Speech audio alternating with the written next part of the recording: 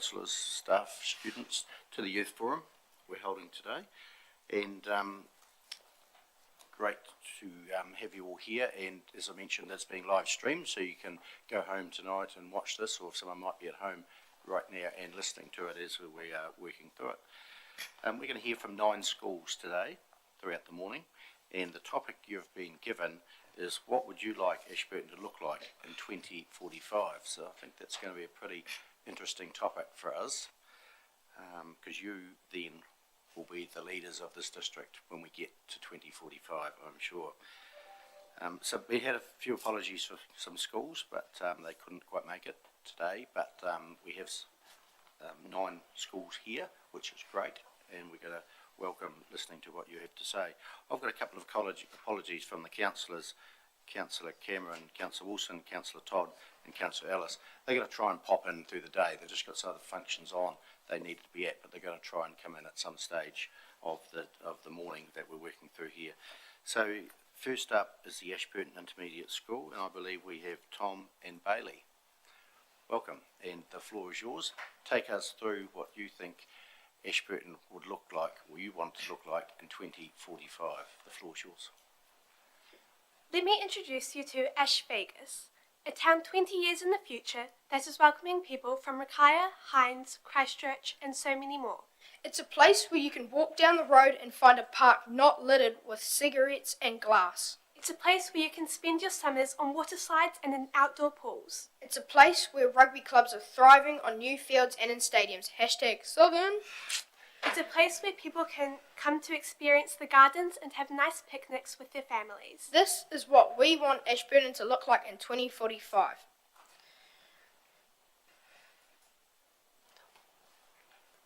One big thing that attracts people from all over New Zealand is family activities. It's why we go to places like Christchurch and Dunedin, because they have what we don't have, things to do. If we want Ashburton to continue to grow, we need reasons for people to stay, like exciting playgrounds, outdoor water activities, sports stadiums, new campgrounds with things to do, maybe even a mini-golf course. These are all things that Ashburton does not have, but needs to. But at the same time, we also need to focus on the safety in our town. We have roads filled with potholes, making it more difficult for people on motorcycles and on bikes. Not to mention the dangers that builders face daily up on unsteady scaffolding. And what about the children who just want to play in the park, but it's already occupied by drinking and smoking teenagers? Why is Ashburton facing these problems, and what are some ways that we can prevent them from happening? Well, this is what Tom and I are here to tell you about today. We're here to share you with our ideas for a more safer and exciting Ashburton. I'd first like to start us on the idea of a second bridge. Not only does this significantly lower traffic on the highway, but will also allow for an easy alternative if the main bridge breaks like it did in 2021. There are obviously a few cons to adding a second bridge, like the cost and also the disruption it will cause to those living close.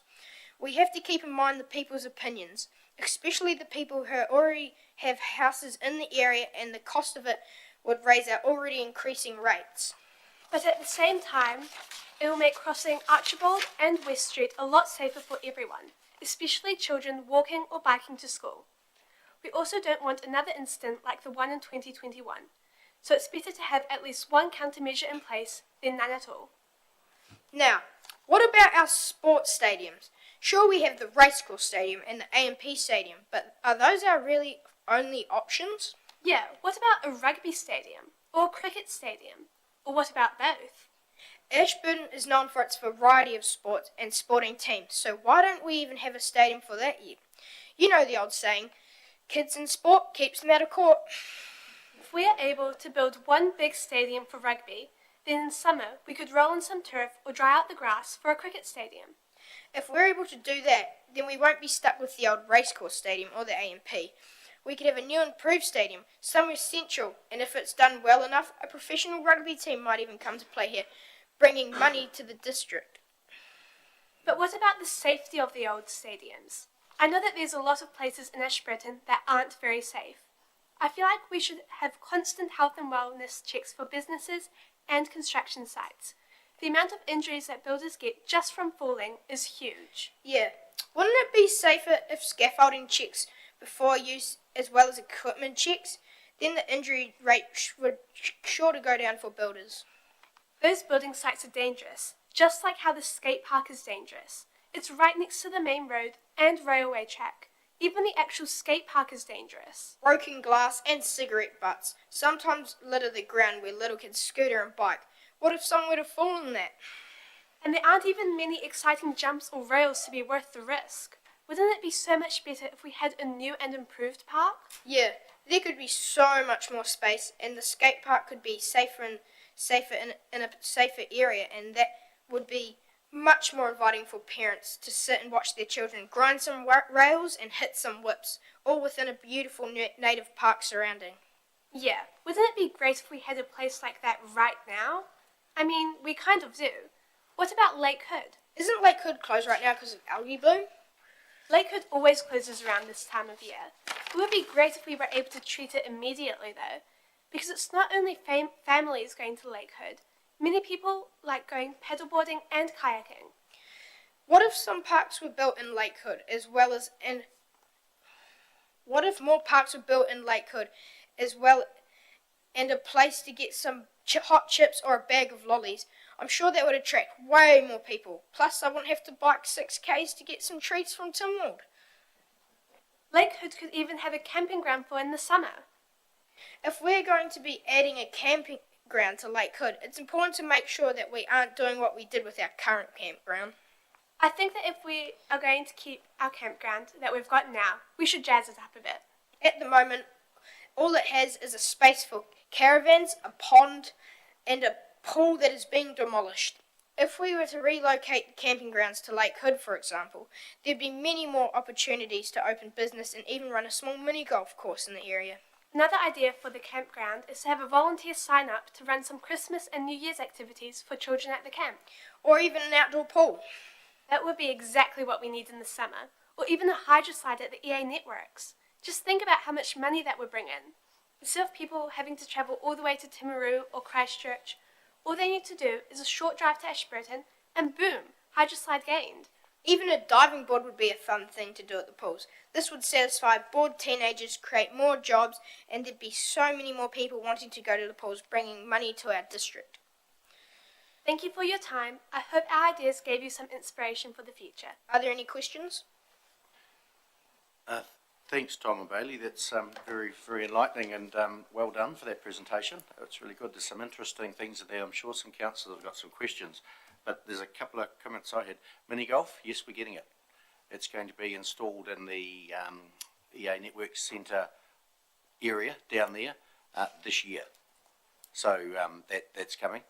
The second bridge, as long as I have my way, when you're mayor and you're deputy mayor, whichever way around in 2045, you'll be refurbishing that bridge because it'll be 20 odd years old then.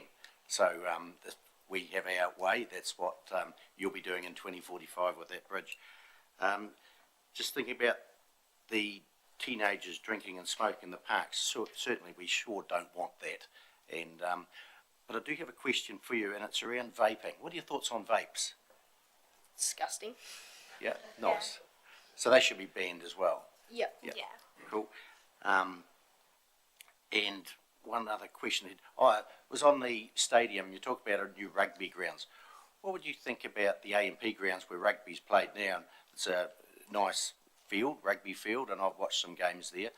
What if that had a bit of a facelift? What do you think about that? Oh, For that rugby? would be good, but we just need some more seating because there's a lot of people standing around. Okay. Yeah. That's good. Yeah, councillors and Councillor Lovett. Yeah, thank you for that presentation. It was well done. One thing I like you talking about a skate park. I've been trying to push that for all the years I've been on council to get it in a new one in a safer place. All this costs money. So do you think the teenagers and parents and schools or different groups, do you think they would help fundraise or would fundraise to get some of these activities that you guys are wanting? Or do you expect the ratepayers to pay it? Where do you think? Well, I think they would fundraise because the kids go to a skate park littered with glass in the main road. It's real dangerous because it's surrounded by train tracks and the state highway. Yeah, so it'd be good, like if the kids, you know, it's a big project, and you know, it'd be good if someone came on board and led it and pushed for it. Councillor Hooper. Thank you. The skate park, the one thing I like about where it is that you're saying there's cigarette butts and broken glass there already. If it wasn't so visible, if it was sort of tucked away somewhere, then that might be a whole lot worse, and there could be more bad behaviour go on there. Just wanted to say, do you think for a new skate park though, the old Timwell Pool site, that might be a good location for a skate park? It's already got the hollowed out bit. Do you reckon that's maybe got some possibilities? I think that would be a good spot for a skate park, but at the same time, it's quite like on the outskirts of Timwell, so it would be quite a hassle to drive there instead of the skate park that we currently have, which is right in the middle. Mm-hmm. Cool. Councillor Brown. Thank you. We've got a camping ground in this district or in town. You have to go to Tinwald, but it's quite a nice place, Tinwald, you know. So we've got one. We had a pool, and that we can't do it because it was too expensive. It cost $3 million. I don't have it. Do you have it? So how are we going to pay for it? Or who is going to pay for it? So the question is around who do you think should pay for these things that you're wanting? Should it be the ratepayers or, like Councillor Lovett said, fundraising? Your view on who you think? Fundraising. Fundraising? Yeah. Yep. Yeah. Nice. Thank you. Thank you. Councillor McMillan. Yeah, I've got a different microphone because mine doesn't work. Morning, guys. It was really good. I helped with build the Methven skate park, so I don't know if you've been up there, but we built that, and it doesn't quite look as like the one that you had in the photo, but yeah, we get a lot of people use that. So I agree, something could be done about building a new skate park in Ashburton. But I was just going to ask, what are your favourite things to do in town at the moment? So you say there's nothing to do, but there is a wee bit to do. But so what do you do? What's your favourite things to do? Well, I like kicking around rugby balls at the park or going down to the cricket nets. Yep. So do you go to the Domain for that? Yep. Yep. I quite enjoy going to like the school by where we live and just throwing the netball with my mum. But I know that my brother and my dad like going on bike rides around where we live. Nice. That's good. Thank you. And we have a final question from Councillor Mackle. Thank you, and great presentation. Just on the Tinwell Pool or a skate park, if you had the choice of the two and the money was available, which would you choose? If you could only have one. I think I would choose skate park because it's in a dangerous area and there's glass and stuff on it. So Yeah, I agree. Thank you. Well, thank you very much, Tom and Bailey, for your presentation. It was very good. Well done. We are going to move on to our next school shortly, but you're welcome to stay and listen to what the other schools have got to say as well. And when you do leave, just out there, there's a orange juice or some water, and I think there might be a biscuit there as well. So help yourself to that, but more than welcome to stay and listen to other schools as well. And thank you, Mr. Gray, for bringing them along. Well done. That was excellent, so thank you very much. Councillors, next up we have the Ashburton Christian School. thank you. Oh, sorry, thank you. Yeah. And we have, Jen, Abigail, Ethan, Jade, I assume? Great.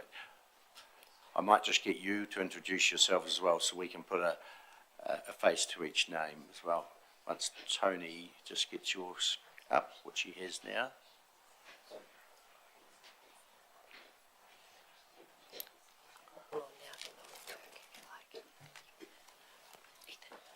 Welcome, and All right. the floor is yours, so I'll welcome, start. thank you. Sorry. Thank you.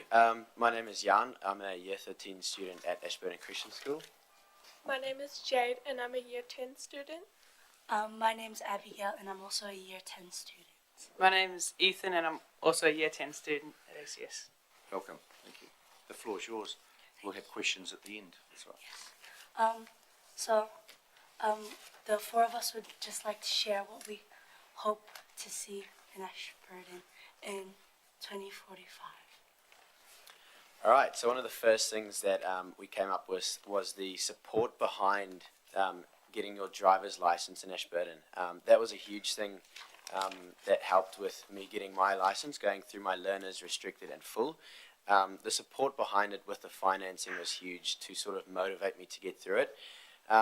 Ever since it has sort of been cut off, I calculated, and the costs are over $1,000 to get learners through to full with all the lessons and tests, which that does sort of tend to demotivate a lot of students and people to taking it, as it does require quite a bit of a push to get through, which in Ashburton, since we don't have things like public transport, you do require a license to get around if you want certain jobs. So bringing that back would be, I think, a huge thing for a lot of people. Kite for Kids is a charitable trust on a mission to prepare, cook, and deliver nourishing, free lunchtime meals in our region. On Wednesday, 27th of July, I started a school fundraiser for Kite for Kids. I chose the Kite for Kids because they aim for a change in how children engage with food and cooking. The vision they have is to create a purpose-built cook school, cafe, and a garden designed specifically with Mid-Canterbury young people in mind.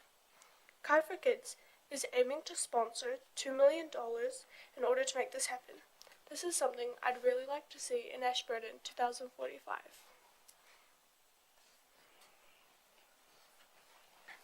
It would also be nice if we could get some more sports and activities in Ashburton, such as an athletics track. It would be nice if we could get proper covering over our current athletics track. And also for another sport, there's been talk about getting 2 new courts at the EA networks, and it would be nice if they could have LED lights instead of heaps of different on-court markings, which can get confusing, and here's a quick video explaining that.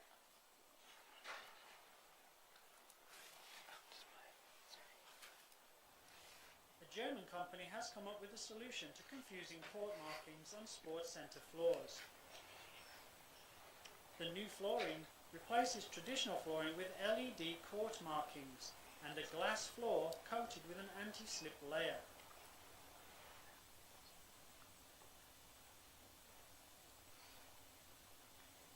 The LED system helps to eliminate on-court confusion and enables the sports centre to quickly and easily switch from one sport to another.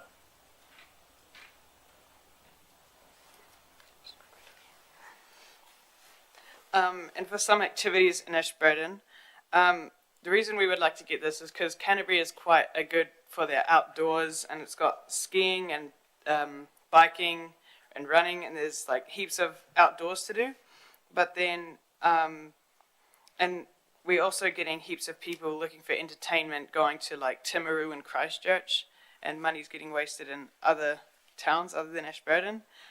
So it'd be nice to get some more hangout areas and places to go to, like a clip and climb, a trampoline park, and you probably get this a lot, but like hydro slides at the EA networks.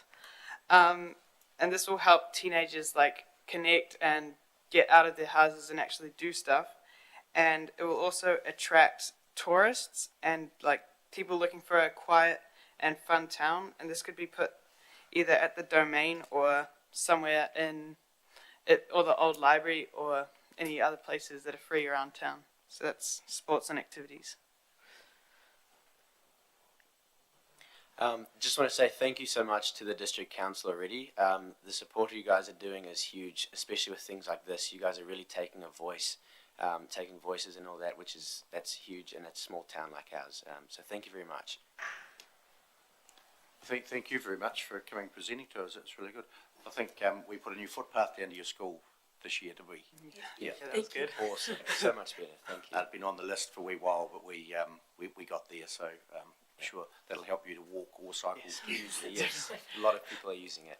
Yeah, so we do get little things done over time. We can't do everything at once, but we do Yes. program and get them done, and which is important for you telling us what you would like into the future as well. So if we think it's a good idea, whoever sits around the table can program it into the future, and then instead of one big dollop of things to be done, just do little ones and knock them off, which is great.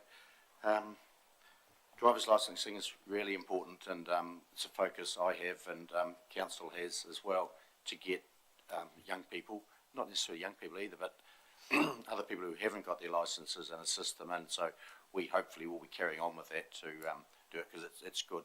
We don't have any public transport in Ashburton, so having driver's license, because you need to drive it to get to work, and even when you're at work you need to drive, so it's really important. We'll progress with that. Just have one question, and it's around the carbon and CO2 and warming the earth and the solar caps melting, etc. Do you have any views on that sort of thing we all talk about? I think I did a speech earlier this year on sort of CO2 emissions with electric cars, gas cars, and all that sort of stuff. And I think electric cars is definitely something that we need to look into and sort of support. But I do think we do need to sort of let the battery systems in them improve. For example, like the batteries need to be replaced every 10 years. And when that happens, they just get dumped. They don't get recycled. You can't recycle them. If they do get dumped, they often get burnt in massive fires, which creates so much more CO2 in any way. So things like that do need to be worked on, but I think it is absolutely important to sort of support something like that into the future. As young children, do you worry about the world warming up? And Yeah. you worry much about it? Definitely. Yeah. I think, yeah, you get to notice things like the Mount Hutt ski field doesn't get as much snow as it used to. That was a big one. I've heard people talking about other ski fields around Canterbury not sort of getting as much snow, which is a bit of a wake-up call, especially since each year it gets less and less and less. And I used to like play in my backyard when it was snowing, but now there's no snow to play with, and it's kind of sad. So you're noticing things are changing. Yeah. Yeah. And even though we are a small country, we do actually have a big impact on our environment. And even though we're not as big as like United States, we still have a huge amount of greenhouse gases like being emitted into our like airways. Thanks for that. We have questions, and we have Councillor McMillan. Thank you. That was great. Thanks, guys. I have a couple of questions. One on about the driving lessons licenses, and it's great that you've got your learners. Have you got your restricted as full. well? Full. Oh, Yes. gosh, well done. But we don't have any public transport in Ashburton. Do you think we need it, and what kind of public transport do you think we need? Do you think we need to go down the Lime scooter route, or have some e-bikes for rent, or do you think we need a little sort of round the town bus? Anyone can answer that. Yeah, I think that would be great. Sort of around the town bus would be awesome. I think Lime scooters are also a great one. We just need to make sure they don't get sort of crashed often, because they do end up, people crash very hard on them, I've seen. But I think around the town support would be good, especially for those people who maybe physically not be able to drive. That would create, I know there is a bus that takes people who physically cannot drive around, but I think expanding that for people would be a great idea, I think, and letting our town sort of grow. Cool, thank you. And the other one was, I really liked that video of the LED courts. Did you get any costings on that? Do you know how Yeah. much that would cost? I tried doing some research, but I couldn't actually find any costing. But I know it's obviously going to be quite expensive to get that. And so it would be good to get like sponsorships and fundraising from the community, because I'm sure people also want stuff like that. Has anyone else in New Zealand got that flooring system in, or was it No, just well, found it on? not from what I know. No, it's very cool. Councillor Lovett. Hang on. No, Councillor Hooper. Yeah. Confusing me here. Yeah. Really good presentation, guys. Thank you. Yeah, I was going to ask about the cost on the LED lights on the floor too, because they looked awesome. but clip and climb and say a trampoline park, do you see those being charged? Like if you want to go and do clip and climb, you have to pay at the door for that. So should that be a private business running that, or should that be council? What do you think? I think most of the ones that I've seen have been private enterprise. Is that the way you see that working? Yeah, I was thinking we could try call in other businesses to Ashburton, and it would be, if the council did run it, then it would be helpful because then you can manage the costings. But then I know that's also quite hard, so it'd be cool to bring in a business from Christchurch or something. Or you could even work with other businesses and create a sponsorship. So that could also help with costings. Nice. Just love it. Just both of my questions have been asked and answered, but I was just going to say, have you done a survey around all, your age group around town, just to see what other teenagers and that think we should be having, and would they support, if we went down the line of trying to put a trampoline here or a hydro slide, would one hydro slide keep people here, or would we have to do 3 or 4 of them to make people stay here rather than going to Timaru or Christchurch? Well, I think starting now we could just start with one. That would definitely attract lots of people. But even further on in the future, we could think about elaborating that and adding more to it. I think for now, just one would be a good idea, because just the talk about one hydro slide would bring a lot of people in. Because I know they're very costly to run, and I was over in a city in Canada, and there was 2 big hydro slides there in the middle of the school holidays, and they said the kids were bored. Do you get bored going down them 3 or 4 times and that's it, or do you spend a session going up and down? Well, I'm not sure about most people, but personally I go 20 times down. Yeah. I don't know what I was going to say. And especially if you're with friends, that'll make it way more fun than just going with 2 people. Yeah, I did talk to my class which is year 11 to 13s, and a lot of them did bring up the idea of hydro slides and trampoline parks like that. I think it is you never sort of grow out of that child phase, I guess. You still see a trampoline, you think, cool lads, let's do it, especially with your friends, which I think makes it awesome. But yeah. And to make the hydro slides more fun, of course we want to put safety first, but it is quite fun if you can go down quicker. In the Timaru pools, there's quite a big delay from green light to red light to green light, but it would be nice if it could be a little bit Yeah, and ramped up. like Jan said, having more friends, this would bring another opportunity to get more friends. Because usually when I'm at a pool or something, I just meet people along the lines, and it can also bring people together. Councillor Brown. Thank you. Your license, your driving license. So how quick can you do it? Yes, so If you start. when I got my learners, I did it when I was 16, so I got it a couple of weeks after my birthday. And you're supposed to hold that for I think it's 6 months or a year. Then you can get your restricted. Restricted is 18 months of holding, unless you do a defensive driving course, which I have done. So I got it Tuesday, I think a week or 2 ago, which has made it awesome getting it in. But I do think the wait times on them are very long. When I did book it, I only got a spot in for March next year. But then someone actually ended up pulling out a week before I booked it, so I slotted in there. But I think getting more testers would be a good way to start, in the funding as well. Okay. So what was the cost for you to getting your license? The cost for me, so luckily I was in that sort of testing phase, so I got sort of sponsored the whole way through, which made it so much more motivating to get it. I did talk to a few friends who didn't get their sponsored, and they're older than me and they're still on their learners or restricted because they don't see the time and sort of passion or the effort for it. But I think if you get sponsored, it puts that extra bit of spin on it and you actually want to get it done. Do you know what it cost? Oh yes, so for the total cost to the full one? For learners to full. Yeah. If you, from start till yeah, full. start till finish is I think I calculated it was $1,030 from learners to full, getting the learners test and the restricted driving lessons and the full defensive course. I can tell you something. I was 18 years and lived in the Netherlands, and I wanted to have a license. I had to get the driving with an instructor, and it costed for me 45 years ago, $1,000.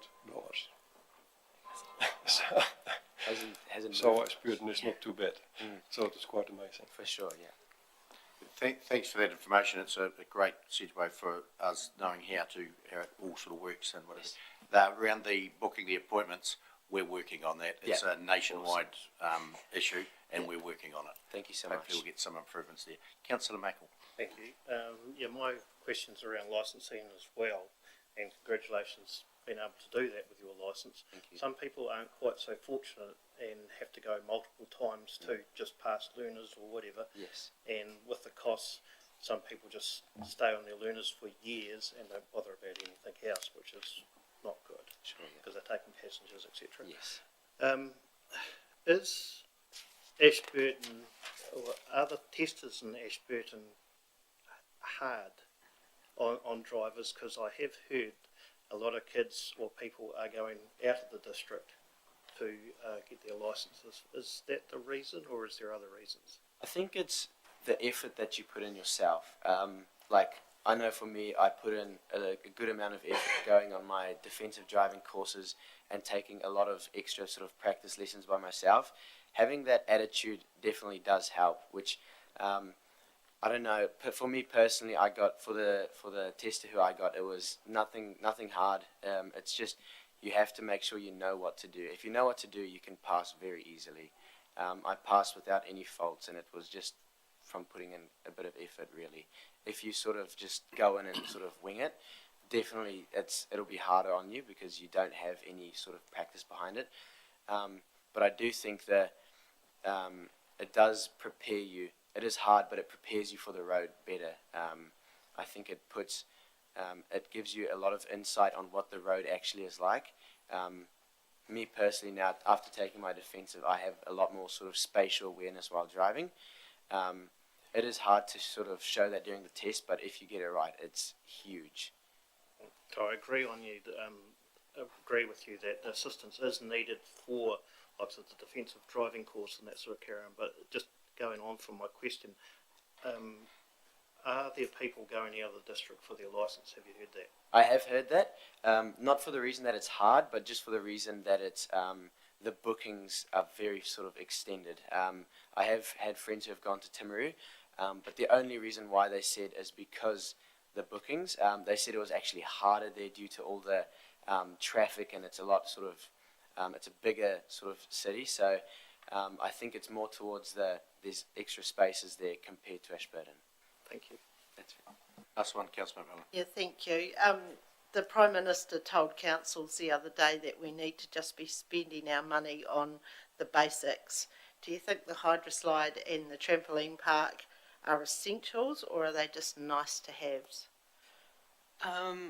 Well, I think they're not essential because everyone can live without entertainment, but like it's one of those things that you want and it would help Ashburton, but if you can't get it, then that's like okay, if you know what I mean. Thanks very much for coming and presenting to us what you would like Ashburton to look like in 2045. That was a great presentation. I'd also like to thank, I think maybe Fiona who brought you in for doing that. But Jan, you probably could have driven everyone in yourself legally. Could have done that, I'm sure. Yeah. So thanks very much. There's a juice, orange, water, and biscuits out there. But you're more than welcome to stay. And if you stay until 10:30. We're going to break for morning tea, and we can join you all and have another wee chat over morning tea as well. If you've got time to stay, that'd be great. We'd like to do that. Tony. Thank you, Mr Mayor. Just to say there's a large contingent about to come into the chambers, so it just might take us a couple of minutes to get ready for the next Is that presentation. Ashburton College? Ashburton College is coming in next, but I've got a large contingent from Fairton School here Oh, to right. see the proceedings. Okay, so great. So thanks very much, team. That was well done. Thank you very much. We'll move on now to Ashburton College, and we have Luke and Maddie. And Maddie is no stranger to us here. Welcome, Maddie and Luke. And I think I saw Abby Bruce is down there as well. I think you did see. Thanks for bringing them along, Abby. What would you like Ashburton to look like in 2045? The floor is yours.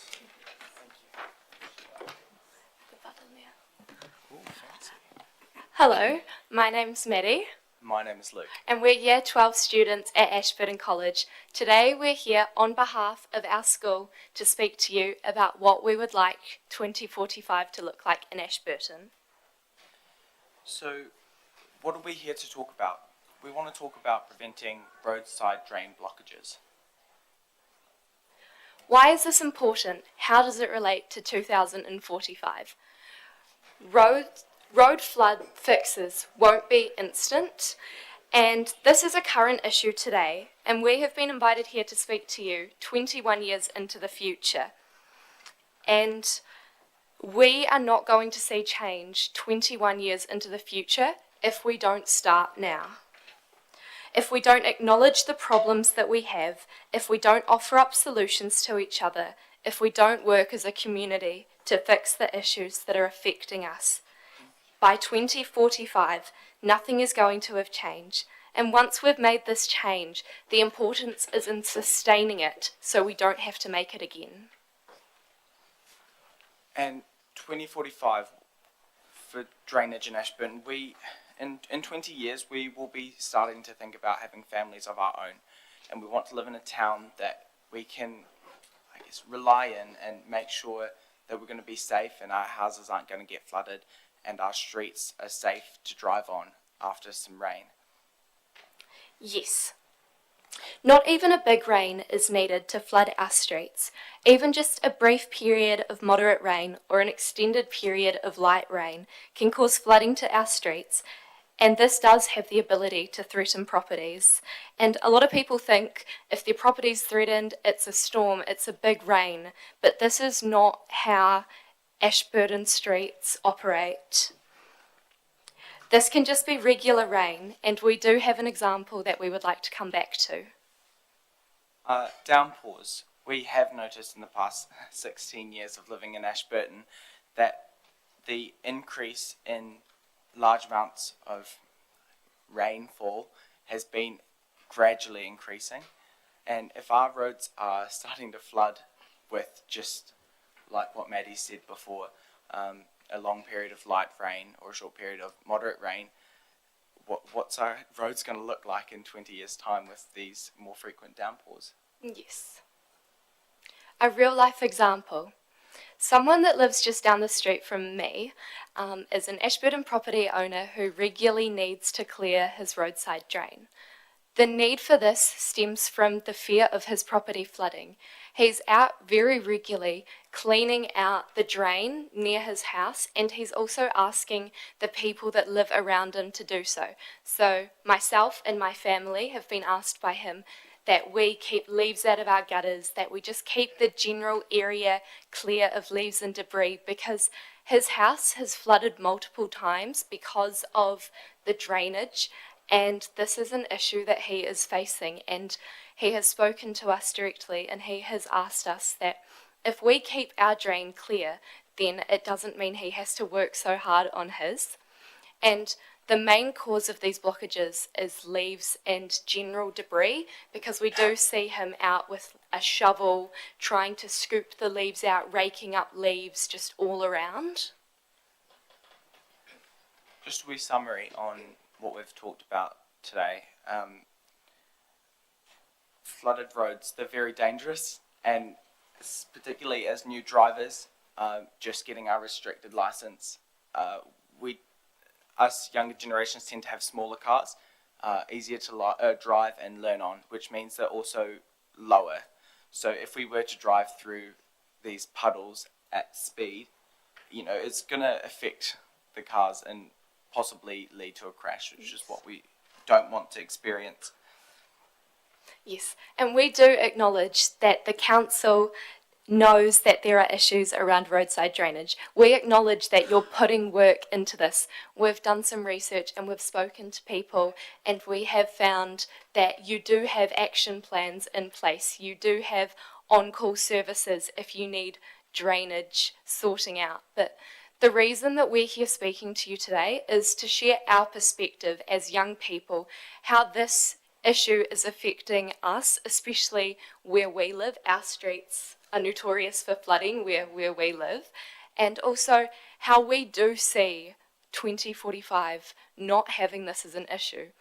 We do see a future where we don't have to constantly worry about cleaning our own drains, where we don't have to have the worry about driving and hitting floods on streets, hitting puddles too sharply, too strongly, and the dangers that that poses to us as drivers. And so we are here to tell you today that we do see this as a possible future for us. Yes, we, like Maddie said, we understand you're in a tough position because, I mean, what roads that do you sort out first? You know, do you sort out the ones that are getting flooded the most, or do you sort out the areas that are going to impact the town the most, or do you sort out the ones that people are crying about the most? Yes. And that's, a very tough decision, but we have seen you guys on your website, you know, putting in a fair amount of money into this situation around West Street. Yes. And we're just, you know, like here today to make sure that you guys make this a possible priority for the future to get the whole town sorted. Yes, I do have a wee bit here from the website, the council website, where we did find some research into gutters. If the gutters on your street start overflowing, check to see if the nearest drain has become blocked. Council will have crews deployed, and you can reach out to the after-hour services 24/7 by calling 03 307 7700. If safe for you to do so, clearing debris away from the grate with a broom or rake can often be enough to get water flowing again. And we do appreciate this advice because, going back to the person that lives down the road from me, this has been effective for him. The issue he finds is how regularly he has to do it. We appreciate you listening to our presentation, and we're open to questions and feedback. Thank you. Thank you, Luke and Maddie. That was very well presentation, focusing on drainage, and you're sending a good message. If you can clear it yourself, do so, but only do so if it's safe to do so. Yes. Yeah. Otherwise, ring the council and let them know. Just a matter of interest, what street is that one you're on that you talked about a lot? I live on Creek Road. Creek Road, right. And drainage is our next big expenditure area. Yes. We're working on. We have the three waters: wastewater, drinking water, and stormwater, which is drainage. And we have plans coming up to spend monies on that in the next few years, but by 2045, hopefully it'll be working and improved and working for these deluges, which we're supposed to get because of climate change. Yes. It's supposed to be less frequent or less rain, but when it does come, it's supposed to be more intense, so yes. They tell us here in Ashburton. And so, yes, a lot of the district we have found, or a portion of Ashburton, is in denial about climate change, and there are issues concerning us around climate change. We cannot deny that things are changing in our climate. We cannot deny that our environment is changing. Going back to one of Luke's points about the increase in downpours. Like, we have had 2 major downpours that have caused floodings and closures to our district in the past 2 years. And personally, I don't remember that happening into my adolescence, childhood. And that is just something that is really interesting. And even if people deny that climate change is as serious as we make it out to be, you can't deny that things are changing because the proof is in what is happening. I think you're 100% correct. And we've talked about it for a long time. We've had studies done. We've had lots of things done to show what's going to happen. Now we actually need to do something, Yes. like you suggest, is improve the drains. Absolutely. Yeah, now's the action time, I think. It So- is. So thanks for enlightening us on that. Thank Got you. some lights on. Questions? Councillor Brown. Thank you. Thank you, Luke and Maddie. Just a couple of questions. You know, the council certainly is trying to work as hard as we can on the moment. Yes. Look, my colour of the hair was the same as yours when I was your age. But what is your generation doing on the moment to make sure that 45 is livable? To make sure what, sorry? What is your generation doing now? You know, you can tell us, you know, what we're not doing right, but what are you guys doing to be in 45 with a good life? Yes. How do you see that going? Yes. And what are you doing on the moment to get it? Yes. Our generation, we have found, are very active in the climate end of things. Like, there are a lot of people our age, of the youth of Ashburton, or just the youth of the country, that are actioning for climate change, that are raising awareness, that are putting into action environment plans and doing these things. I believe that while we can focus on what our generation is doing wrong, we can't deny that there are very forward-thinking people of our age bracket that are putting into place all these different things, like planting trees around different areas, that we are very concerned about the environment, because if we don't change the environment now, then the future for us is going to be damaged.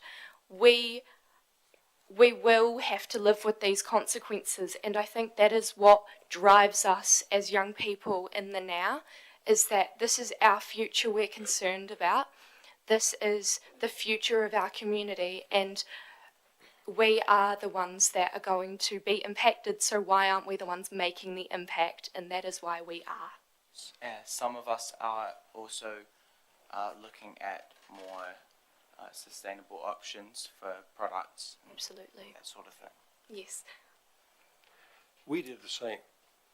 At your age, I was exactly sitting on the same place. Yes. And I've been working up till now Yes. to make sure that we've got a green future.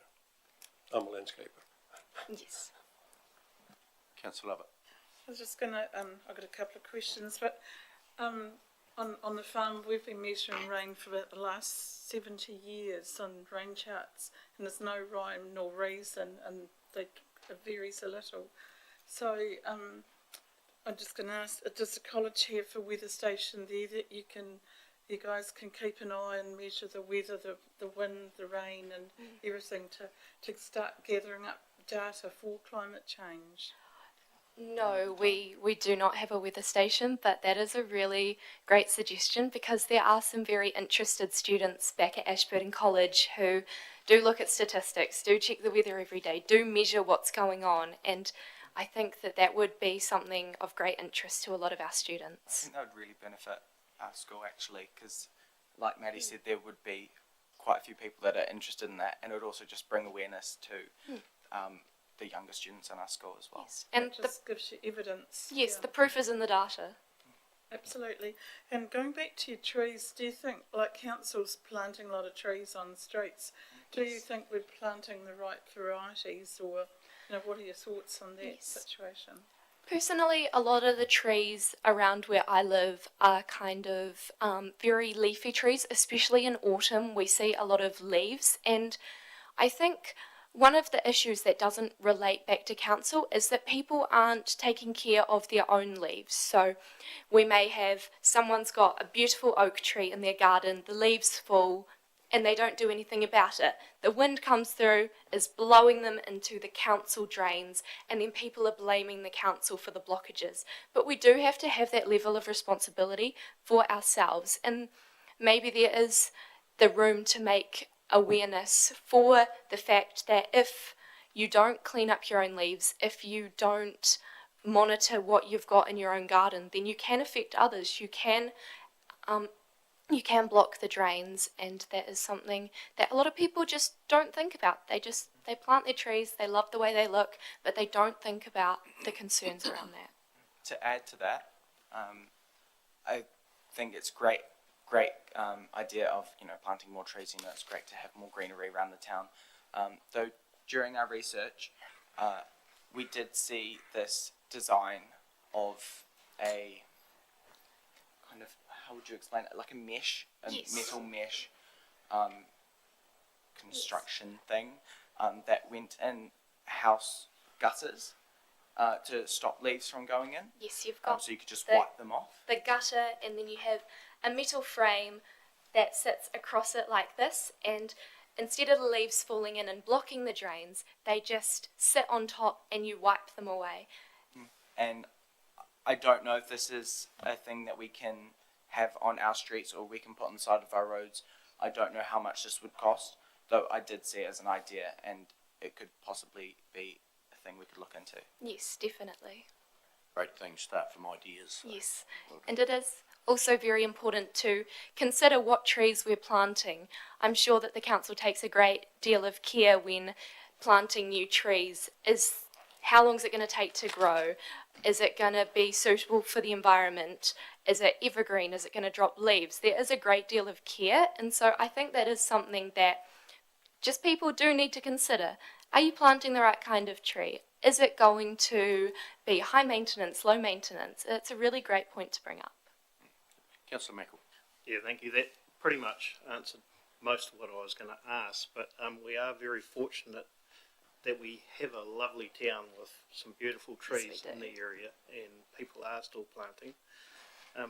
What I was going to ask, which you've probably answered, was your question more aimed at a community awareness or an upgrade of the stormwater system? But you're probably talking about both, are you? Yes, it's definitely a mix of both, because with one you'll see impact, with the other you'll see impact, but you won't see enough impact unless you bring them together.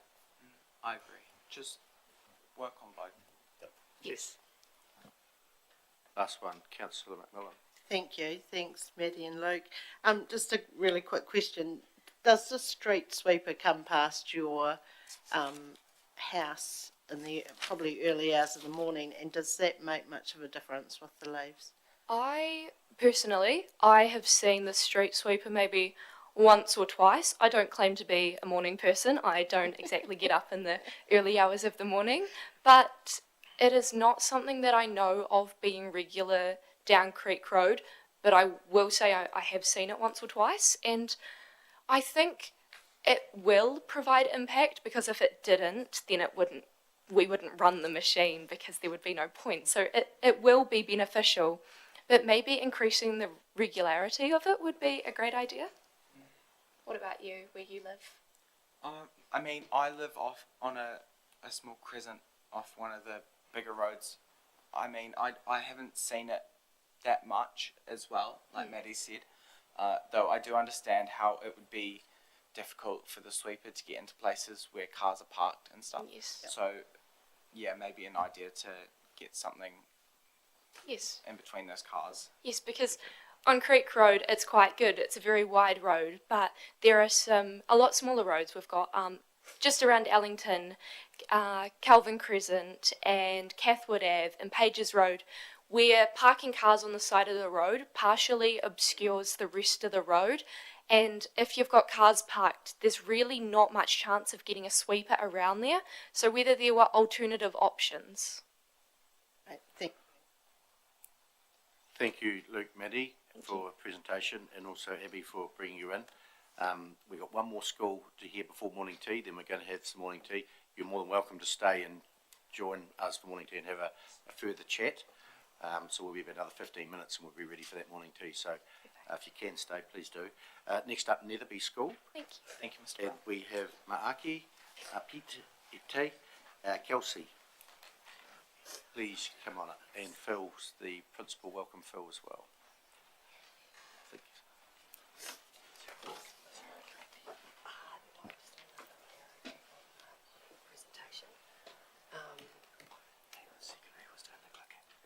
Well, I'd also note we have Fiat in the back there, and welcome Fiat, and you've come along, I think you're having a day here with us today in the library. This is part of it, so we'll have morning tea with you shortly and have a chat as well when you're presenting at 11 o'clock, I think, 11 o'clock for Fiat. So you're here now and welcome. It'll probably be slightly later than 11, we're running a few minutes behind. OSU as well too, are they? Welcome. The floor is yours. You could tell us what you would like Ashburton to look like in 2045. We thank you for the chance to speak on how the youth of today want Ashburton to look in 2045. Hi, my name is Apiti and I am from Fiji, but live here in Ashburton. Hi, my name is Kelsey. My family and I originate from Scotland. I'm also visually impaired. Hi, my name is Maake and I'm from Tonga. My family has made Ashburton our home. We love the following about Hakatere. There's affordable housing. There's lots of good job opportunities. It is usually safe. We have good infrastructure. We are multicultural. And bravo to the multicultural bite. 3 key ideas for improvement 2045. Number 1, we wish for the council to keep on thinking about being inclusive so people are not left out. Number 2, we wish to see ourselves reflected in Ashburton so it feels a wee bit like our first home in some places. Number 3, and we wish for affordable and varied activities for both youth and families in Ashburton to add to what is already here. Number 1, safe and inclusive for all in 2045. And keep on making Ashburton safe and inclusive for all. This includes noise-activated crossing signals, less holes and broken gutters in high traffic areas to reduce trip hazards. Keep up with the great wheelchair access. Paint poles or lampposts in high traffic areas a bright color for visibility. Number 2, seeing ourselves in Ashburton for 2045. A Pacifica-themed planting in the domain so people of the Pacific can picnic or go to a place to reflect if they feel homesick or just need to think. A Pacifica mural or two and other cultural murals in high traffic spaces to reflect the cultures of the people who now live here. A multicultural display at the museum or library which captures recordings of the voices and experiences of recent migrants to Ashburton, so it is not forgotten. We applaud you on the skateboard park, the ACL mountain bike track, the many sports fields and opportunities, the new library and purpose-built jumping platform at Lakewood, the Lakewood Lake and the Mount Hutt ski field. Number 3, varied and affordable activities by 2045. But how good would a mini purpose-built activity center be that has mini golf, roller skating, trampolining, 10-pin bowling, and a video arcade, and more for our youth and families. And please ensure the Hakatere River stays clean so we can safely swim in it. And we say bite the bullet and build the hydro slide and outdoor pool for summer at the EA Network Centre. Summary of ideas to aim for by 2045. A little bit of Pacific Gardens at the domain. Keep the river clean for swimming. A mini activities center. A hydro slide and outdoor summer swimming pool at the EA Networks. A cultural mural to show we live here too. A cultural display at the museum, library, or art gallery. Keep thinking of inclusive action for those disabled or visually impaired.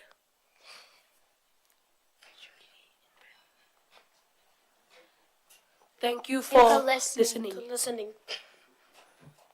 Thank you for that presentation. Well done. It's thought provoking. Also like the way you've presented and a thank you for the things we've already got. That makes a big difference. And then look forward to what we need into the future.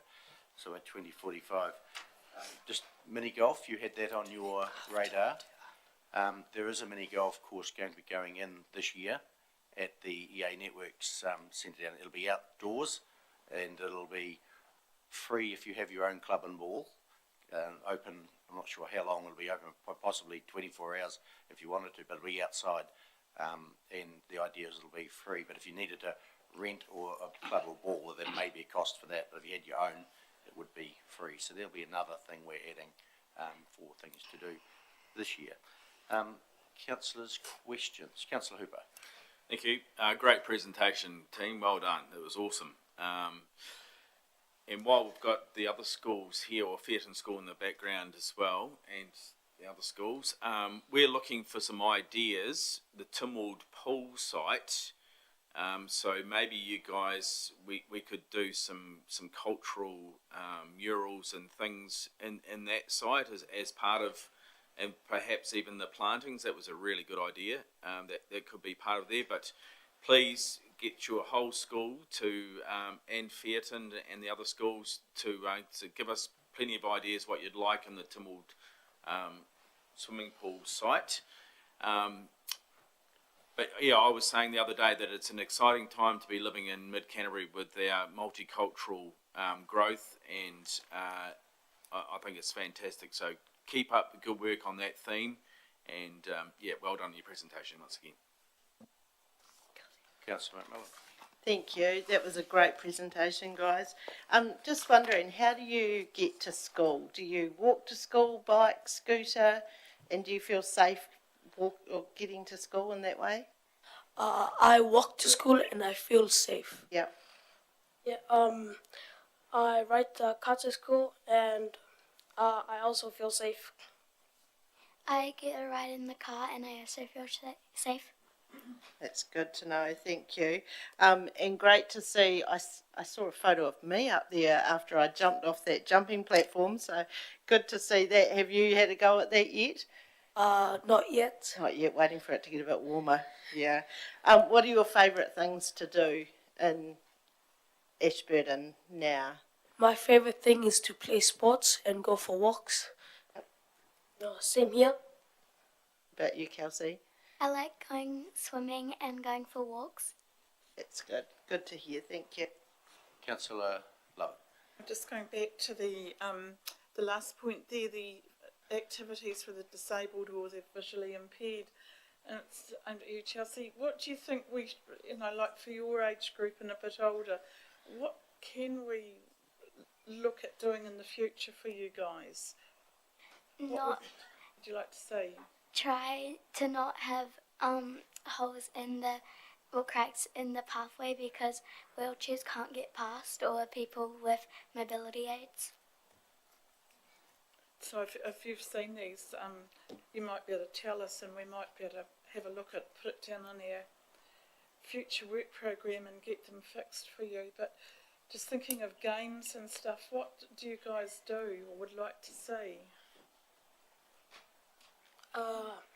All of them are like one place, so some people don't have like to go in their cars and like use all the gas.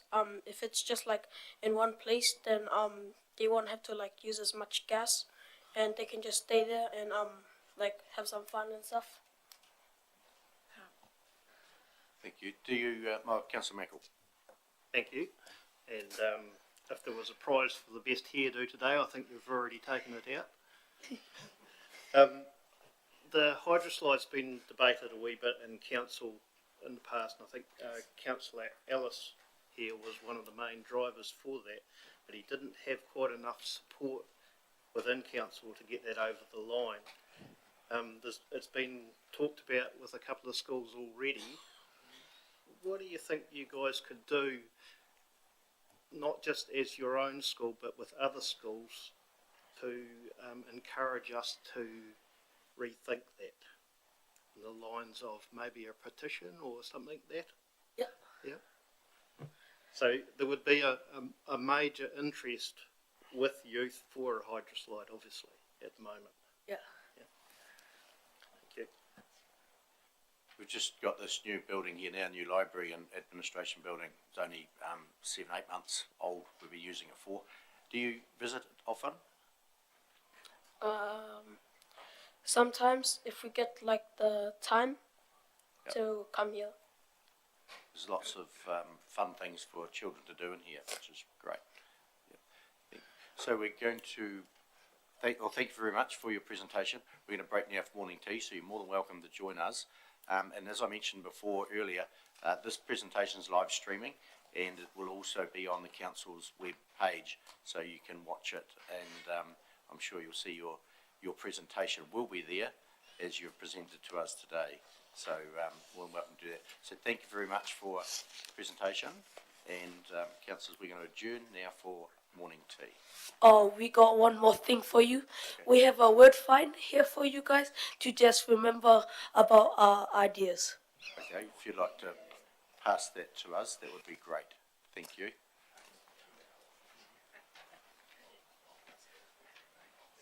Very innovative.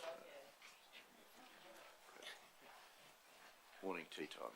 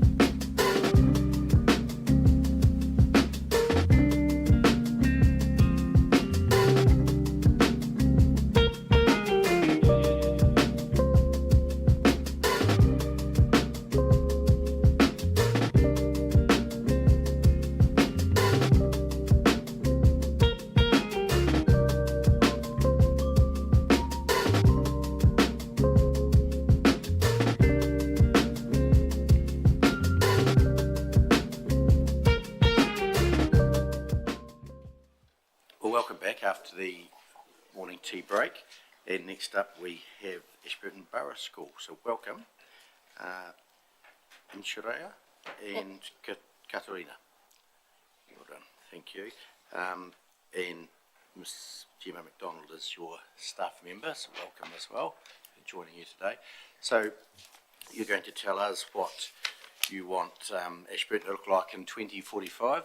So now the floor is yours. So and we'll have some questions afterwards. So the floor is yours. Welcome. Thank you. Ladies, gentlemen, and fellow students, I'm Inshira, a 12-year-old Akunga currently attending Ashburton Borough School, and this is my friend Kata. She'll just be accompanying me. And I would like to enlighten you with my vision into our future. In 20 years' time, the year 2045, Ashburton will have changed drastically. Urban advancements, sustainable growth and environmental improvements, cultural enrichment, and the development of AI will expand into a world where futuristic technology and groundbreaking research rests. Ashburton will flourish into a healthy, modern living town. Its vibrancy and cultural roots will be well embedded into our community. However, the advancements of our society will be evident everywhere. Many think that in the future cyber cars and robots will rule the world. Flying spaceships, holographic billboards, space tourism led by NASA, and smart cities is the picture many paint in our mind. And while it may not be possible to develop in the next 20 years, there is absolutely no doubt that it won't be achievable. Allow me to paint a picture in your mind as to what I envision Ashburton to look like in the next 20 years.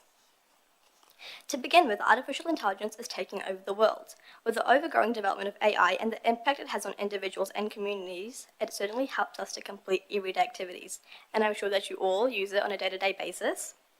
Tasks that take days to complete can easily be completed in the span of minutes. I envision advances in the education and medical industry. The advancements that can be made to school promises a broad range of opportunities for children, learning resources that's suitable for each child's diverse needs and can open different career pathways in the future. Education will be the heart of our community with state-of-the-art learning centres to help foster curious minds and cutting-edge technology that will help to enhance and enrich the overall learning experience. I would like to see robots and online AI platforms guiding school lectures and blended learning environments to open a new world of knowledge and experiences. Learning will be made more engaging and provide for immersive experiences. Students will be able to focus and master their own skills. Overall, education is likely to be made more adaptable, engaging, and technology-driven. I also envision significant change to our medical care industry. In the next 20 years, our healthcare system is likely to undergo huge transformations. I envision bigger hospitals in Ashburton, the easier accessibility it will unlock and extra capacity, the new medicine and data and overall knowledge that will be unlocked. I visualize personalized medicine plans for everyone so that the treatment can work effectively and accordingly to cater to the individual needs. The integration of technology that will be installed allows for robots and machines to operate on patients and curate diagnosis. Healthcare facilities will also implement sustainable practices, reducing their environmental impact and improving energy-efficient designs and practices. AI will also play a huge role in building this. Overall, I envision that Ashburton will undergo huge transformations in both the aspect of AI and in many different fields. Furthermore, Ashburton is a melting pot of different ethnicities and religious practices. And coming from someone who is not originally from New Zealand, I would like to see there being more festivals and cultural get-togethers in Ashburton. Embracing cultural diversity in our community will foster connection and a deeper understanding of those around us, but also help us to develop greater bonds. By 2045, refugees and immigrants that have migrated to Ashburton will see cultural practices being embraced, festivals that celebrate and enrich their religion, exhibitions and local celebrations that celebrate different cultures include food, music, dance and art from various traditions being included. This forms great friendships and allows Ashburton to be a safe haven to others. By actively engaging with others and promoting diverse cultural experiences, our community will become a vibrant and inclusive space where everyone feels valued and connected. I aim to inaugurate this change in Hakatere. Now, as we advance into a world where living eco-friendly is one of our main objectives, I envision Ashburton to be very eco-friendly with more renowned smart technology. I envision smart green technology that harbors every corner of our town. Living eco-friendly lives will be made easy and lavish. In the next 20 years, living eco-friendly will be more integrated in our lives so that we can live sustainably. Renewable energy sources will become more standardized and integrated in our lives. New buildings will likely feature sustainable materials and energy-efficient designs to prevent the exploitation of fossil fuels. But what about on the road? Over time, we have discovered that electric vehicles are better for the environment than fuel-powered vehicles. I visualize EVs everywhere on the road. They will dominate the vehicle population with new added technology to make it better, travel longer ranges, chew less battery usage, and be made more pocket-friendly. Ashburton will look lively and brisk with the new changes. Not only will living sustainably be different, but also eating and travelling sustainably. Farming sustainably means we can decrease greenhouse gas emissions, conserve water, reduce agricultural runoffs and waste, and capture carbon in soil, which helps to fight against climate change. After the ocean, soil is the next greatest carbon sink, which means that its ability to absorb carbon dioxide from the atmosphere is better suited. I also think that we should start to introduce hydroponics and aquaponics into our agricultural systems because of their efficiency and environmental impact.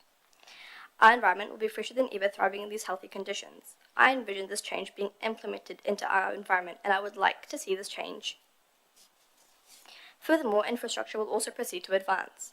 I envision our infrastructure to be a testament to cutting-edge technology and consider some of the importance of eco-friendly efficiency. Imagine a town where smart sensors manage traffic flow, houses are built with the likes of renewable energy technology, and parks and urban services are clean and fresh. Our ecosystem, infrastructure, and environment will bloom. This is some change that I envision being implemented in our community, and I know that with the help of the council and Ashburton residents, we can truly make Ashburton thrive. In conclusion, I have very big ideas for our future, one bigger than the other. The advancements and developments that can be achieved and integrated in our community are never limited, and I would like to think that these changes are possible in the next 20 years. AI is going to expand, and it's only going to help many sectors expand and advance as well. Our education sector is likely to be more technology driven, and our healthcare facilities will include environmental practices and new, different technologies and machines. Ashburton, being the melting pot it is, it's going to include different cultural practices, celebrations and festivals to engage and promote cultural diversity. Thank you for giving me this opportunity to express my ambition for our future community. Thanks very much for that presentation. It's just gone off, but because it was the last page. There we go. We'll leave it on that one. Thanks. There are lots of things in there to give us food for thought, and thank you for that. Just one question I had before I go to the councillors was it's like carbon dioxide. 50% of New Zealand's carbon dioxide, so they tell us, comes from the agriculture sector, the animals. And we get milk and meat and wool and leather for food and clothing from the animals. What are your thoughts on New Zealand, where 50% of our carbon comes from those animals that we rely on and need? Do you have any thoughts on that? Honestly, I think that it's not bad to have it in our environment, but I think that if it also impacts a lot of other sectors as well, and I think that if we can kind of control the amount we have by including some energy efficient things into our environment, I think that it will be healthier and better. So not removing it entirely, but I think just containing it. Thank you. Councillor McMillan. Thank you. Thanks, girls. That was great. I just have a couple of questions. You talked about cultural get-togethers, and we have a couple now in the district. So what do you want to see more of? What kind of get-togethers do you think we could have? I mean, I think just something that celebrates different cultures and their traditions. So I think if you just host like a local exhibition like once in a while, or something you can just bring out into the community so everyone can see what others like, so everyone can kind of experience that. Yep, that's good, thank you. And the other one was regarding technology, and we know it kind of absorbs a lot of our lives now. So do you think technology is going to replace going out and playing in the domain, or going for walks, or doing fun kid stuff? No, I don't think that. I think that if the technology advances, it's going to help so many other things advance as well.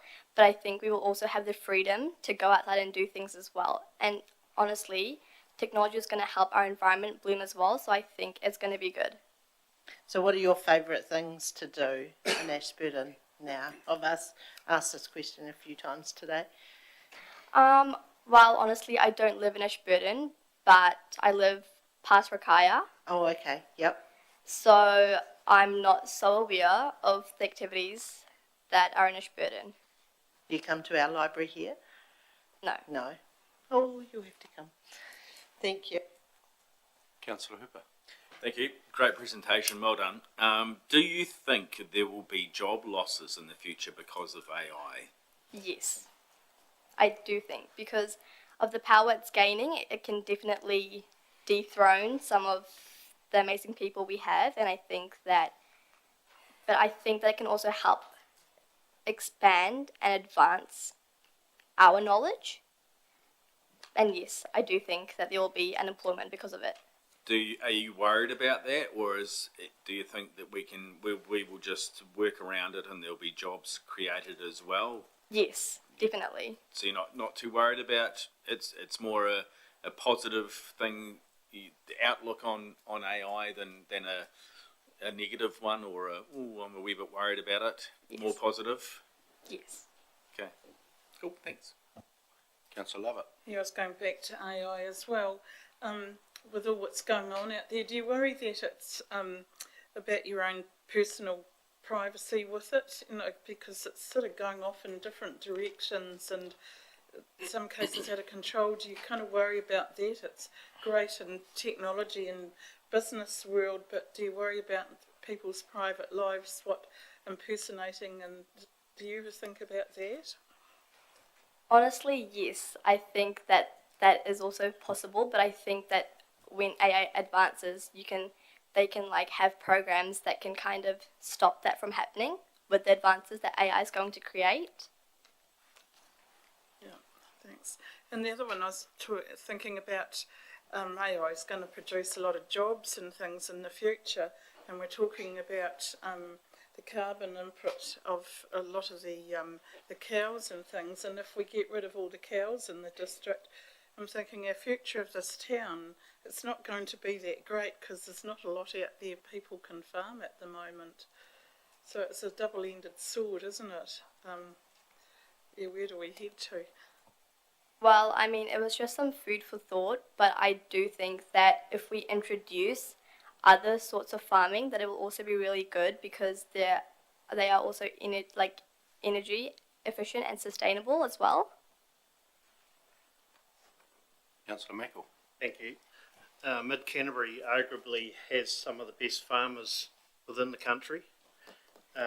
With technology going forward, and there is a lack of people working on farms, etc., and with the technology going into farming, would that encourage youth to be more inclined to look at that as a career? Yes. Yep. With AI that's here now and it'll change as time goes on, do you, and we all think it should be used for doing good things, but sometimes it gets used for doing bad things. Do you think, what are your thoughts on that and how you can change it back to using it for good things, if it's possible? I mean, AI is so extremely powerful that it dethrones our own capabilities, and I think that it can do a lot of good and it can do a lot of bad as well. But I think that if we have the power, we can stop it from doing bad things. As long as it doesn't take over. Yes. Food for thought. Food for thought. Yeah. Yeah, because it has been discussed in some levels that possibly may happen, but who knows? Let's hope it doesn't. So, any further questions, councillors? Thank you very much for your presentation. That was very thought-invoking. It was great. And as I said before, you can re-watch this it'll be on the Ashburton District Council's website. It's being live streamed at the moment, but you can go back and listen to it later. But very good presentation. Thank you very much. Thank you. So next up, we have the Phaeton School. Great. Evie, Lily, Tia and Edison. and you've brought Mrs. Irwin with the principal with you. So please come forward, getting your presentation up. There it is. So tell us what you think Ashburton district should look like in 2045.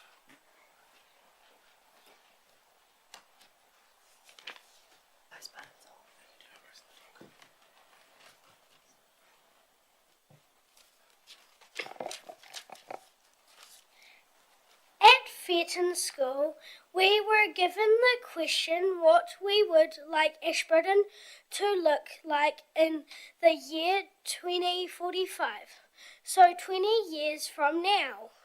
We discussed this as a class and then went off in groups to discuss collaboratively.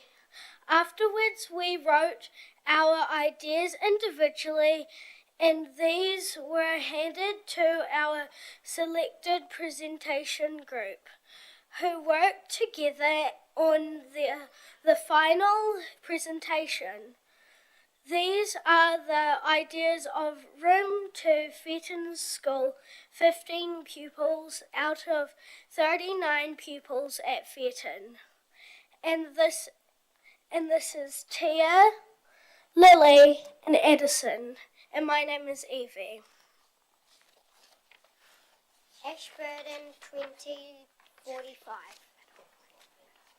Just pull the microphone down a wee bit closer to. Perfect. What we would like Ashburton to look like in 2045. Well, that's the question, isn't it? What would you like Ashburton to look like in 2045? We have so many things that we would like to add or change to make Ashburton a better place. But today we are going to share some of what we think are our top priorities. It would be good to have an outdoor amphitheatre built so that we can have concerts, shows and events outdoors. Neurodivergent people find this outdoor environment supportive. We would enjoy having a circus come to Ashburton once a year, instead of having to travel to Christchurch or Timaru. We would like to have 2 hydroslides as part of the current pools at EA Networks. We think there should be another animal shelter for unwanted pets and animals. The SPCA would also continue with the wonderful service it provides. We think it would be useful to have more docks and jetties built on Lake Hood for swimming and boating.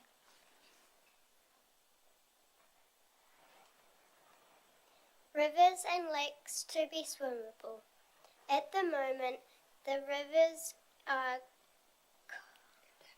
contaminated and toxic to both humans and animals. Someone needs to figure out what has caused this and fix it, because we would like to go out on the lake and have fun with our friends and family. We love our Ashburton Domain and very much enjoy visiting this beautiful place.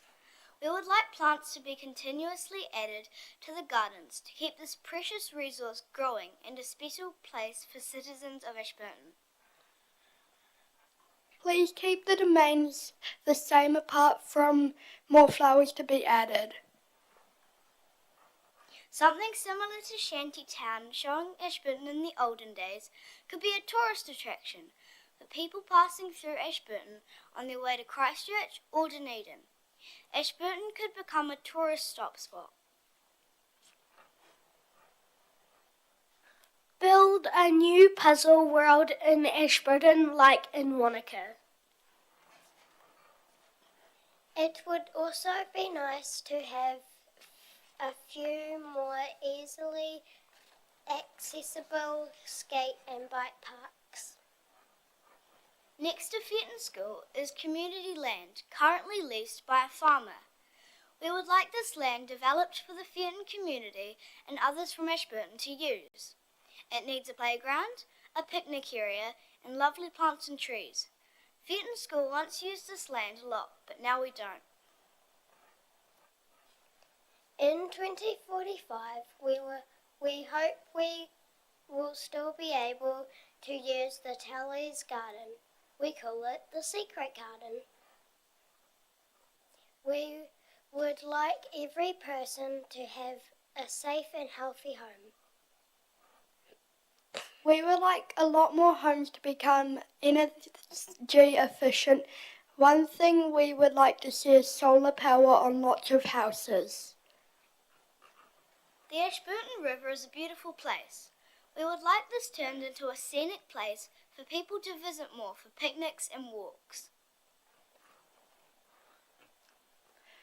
We would like to make sure that every child gets a good education no matter what. Everyone needs to be treated fairly with justice and moral rights. Maybe we could have better salaries for some jobs, and inflation could go down a little bit. We could develop the town centre more and create some other playgrounds. We also need to have a lot more awareness of cyclists and pedestrians. We know that some of our wishes may never come true, but if they do, then we would like a giant chicken nugget or chicken statue in the town centre by KFC. Right, Thank you for hearing our presentation, Featon School. Thank you. That was well done, well presented. And who doesn't like KFC? I think most people do, don't they? And we're lucky to have a KFC here in Ashburton with the other fast foods as well for treats every now and then. Lots of things there, Shantytown, Puzzle World, skate parks, solar panels. Solar panels is probably on houses is probably something council wouldn't do, but I'll give you a piece of advice. You could start that at home and ask your mother and father if you could get solar panels put on your house, and that would be a start. So there's something you could start if you believe that's what you think you should do. So there's a task. So we've got questions now. First up, we've got Councillor Lovett. Semi came up with a big statue of the chicken for Ashburton. Did you sit around and discuss what could you envisage Ashburton having as a statue? Rakaia has the big fish and other towns have other things. What could you see here in the future? Not really. There's a boy at our school and it was one of his ideas, so put it in our slideshow, but I think it was a pretty good idea. Right. Great thing, start from an idea. Councillor McMillan. Thank you. That was a great presentation, girls. You talked about the domain and the planting more plants. Do you want to see more native plants, or do you want to see more flower gardens to attract butterflies? What would you like to see? A little bit of everything. A little bit of everything. And just a question, did any of you go to the Glow in the Park event that was at the Domain? Do you think we should have more of those sorts of events? Yeah, they were very, very cool and pretty. Yeah, you enjoyed that? Yeah, that's good, thank you. Councillor Mackel. I was just wondering what you thought of the idea. We probably won't be able to do a statue of a rooster, but how about another rooster being our local Mayor Brown? He's been a bit cheeky now, hasn't he? Councillor McMillan. Thank you. You mentioned the land beside the school had been developed. So you've got a new playground at your school, haven't you? Is that right? No? No, that's Chertsey, isn't it? Chertsey got a new playground. Yeah.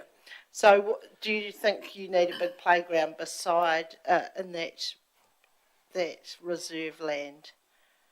Is that what you're thinking? Or do you think it just needs to be mown so you can run around? What do you think needs to go on that piece of land beside the school? There's already a lot of nice bushes and trees, and it would be nice to have something to play on, but yeah, it's nice as it is. Do you have a playground in your school grounds at the moment? Yeah. Yeah, just a little one. Just a little one. Could do with a little bit more on it. Yeah, I think Chertsey School just redid their playground into a bigger one. So there might be some ideas there. You could get off the Chertsey School, what they did. Councillors, any further questions? If not, thank you very much for coming in. That's very well presented and thought out and gives us food for thought. So thank you very much. As I said, the others, it's live stream, so you can watch this at home again tonight if you want to. And you're more than welcome to sit in the gallery back there and listen to the rest of it. I think you're in for the day, aren't you? Around the wonderful library. So you've been to, I'm sure, or going to other parts of the building as well, which is fantastic out there. So thank you very much. And next up we have the Wakanui School. Hazel, Amelia and Dylan. And Trina Watt is the principal. Welcome.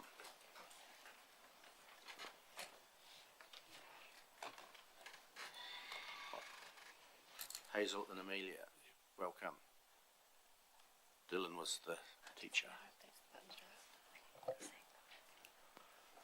What we want Ashburton to look like in 2045. By Amelia Brockhurst. And Hazel McCormick. What we will discuss. Ideas for shops in our town. A survey. Things for everyone. Things to keep teens busy. And just our conclusion. Young people and teens enjoy shopping and also socialising with friends, looking around shops. We think these businesses would be great for this age group. We have ideas like Glassons, Hallensteins, Cotton On, Mecca, Country Road, Nike and Lululemon. If these shops were to come to town, they would also provide jobs for young people to go and learn about the work environment, preparing them for later on in life.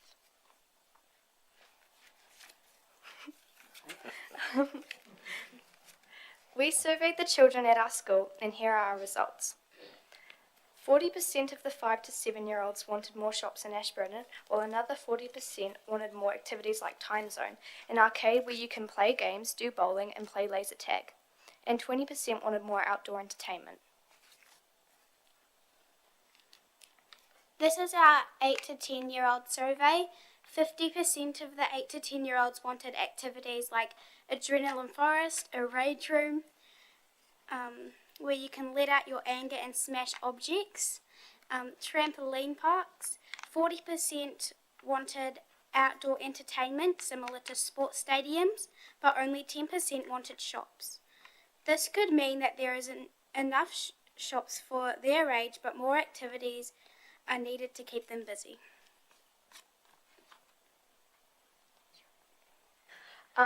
Over 50% of the 11 to 13-year-olds said we needed more shops for their age and up. 29% wanted more outdoor entertainment and 18% wanted more activities for them and their families to enjoy.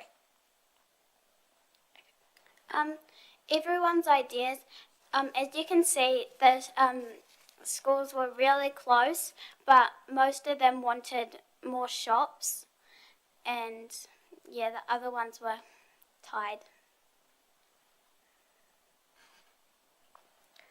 Things for everyone. Buses. Having bus transport around Ashburton would be so beneficial. The only way to get around Ashburton is by cars and bikes, so having a bus would be great for people to go to school, work and anything else they need. A pet shop in Ashburton would be great for everyone to not have to drive all the way to Timaru, Christchurch or even Nelson to get their new pet. Instead, they could get it from right down the street. Mini golf. How fun would a mini golf course in Ashburton be? Here we don't have many things to do for families, children, teenagers and adults. This would be a great activity for the whole family. Roller skating rink. Roller skating is a great activity for anyone new to try out. This is another great activity for the whole family to try out and show off their new skills. Please. A zoo. Who doesn't love a good trip to the zoo? Having a zoo in Ashburton would be a great feature for everyone to not have to drive all the way to another town or city to look at some different animals. It would be a great learning experience for younger children amongst younger children too, and even a petting zoo would be great.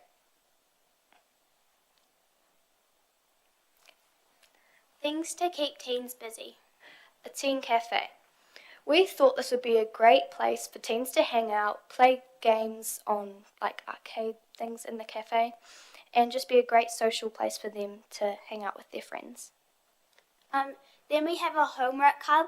This would be a good place for students, or I guess anyone, to go and get help with exams or just anything in general. Then a bigger skate park. The one that we have at the moment is great, but it's quite small and confined. If we moved it to the Domain and made it a little bit bigger, it would be a great spot for people to bring their scooters and skateboards and not have to go across a busy road to play. And then we have an upgrade of the movie theatre. So I know we only have a small town, so we don't need as much space, but when bigger movies come out, like the Barbie movie, it's really crowded, and yeah, there's not much space to move around, so yeah, that will be good. To conclude our presentation, we've discussed lots of different and diverse ideas that can improve our town. We are looking forward to seeing what Ashburton will look like in 2045. Thank you for listening to our presentation.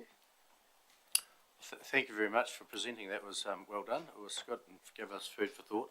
Just thinking about buses, we don't have a public transport system, but how do you get to school now?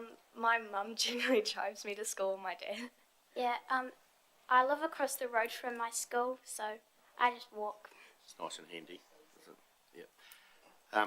You mentioned mini golf, as others have.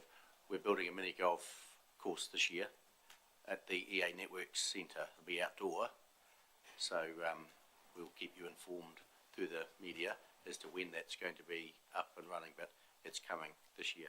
That's good. Thinking about a zoo, do you think it's appropriate to keep animals in zoos today? Well, depends what animal, I guess. Well, some zoos, as long as they've got lots of space and it's not anything that's cruel or anything like that, I personally think that zoos are okay as long as the animals are happy and like haven't shown any signs of depression or anything like that. We understand that zoos are very expensive and animals are very expensive, but maybe a petting zoo? Yeah. Oh yeah, food for thought there, thanks very much. And the last one I have is roller skating. Do you need a special course for roller skating, or could you do roller skating in the EA Network Stadium part there on the floor? Well, you might be able to, but I think if we make a place that is just for roller skating, then people won't have to go just especially for that. They could have just a place that Do it whenever they want. do whatever they want, I guess, Yeah. and not have to. Great. Thank you. Question from Councillor McMillan. Thank you. Thanks, girls. When I was probably your age, there was a really cool roller skating place in Christchurch that we used to go to. Go round and round in circles, lots of fun. The public transport, the buses, do you think, what kind of public transport would be good for Ashburton? Do you think we need like a bus that ran on a timetable, or one that just did loops around town? Or do you think we should look at other types of public transport like Lime scooters or bikes that you can borrow? What do you think about that? They all sound like really good ideas. I think having a bus going around our town in times would be good. Except we could have two, so one. Miss one. Yeah, if you miss one, then you could catch another, or maybe more than two. Sounds good. And I really liked your idea of a teen cafe. So what do you think that would look like? You know, in the 1950s, how they had those milk bars? Yeah. Kind of like that, but maybe a bit more modern. Yeah, because now we only, teenagers, they only really have McDonald's to go to. So another place would be better. And so they can all hang out with their friends. Councillor Lovett. You talked about a homework club. Has anybody spoken to the library downstairs whether they could cultivate or do something in this space? I don't know if they've got a homework club there or not, but it could, if there was enough interested, they might be able to put feelers out and be able to create one. Do you think it'd be a good idea, or do you think it should be held? Possibly, that sounds good. We just thought it would be a great place for people if they needed like a boost with if they're doing exams at college, maybe they could get a little bit of help. Yeah, and the other question I had was, if you're looking at a piece of land out at Feet and you want more playground equipment and stuff, you know, because it comes at a big, huge cost. Do you, if the land became available, do you think your community would get behind, or you guys get a few together and start doing some fundraising to be able to make a start and create this park? Or do you think you'd all be keen to get your parents and everybody go around and get some money together? Yeah, probably that.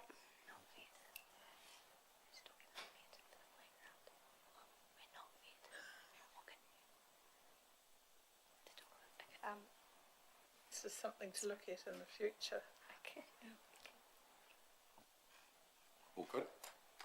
Okay, well, thank you very much, Hazel and Amelia, for coming in and sharing that with us, and for the teachers for bringing you in as well. Well done. Food for thought there for us. So well done, and thank you very much. And as you can have said before, you can watch this on the council website. It's been recorded and live streamed, so tonight you can watch it and show your parents how well you did.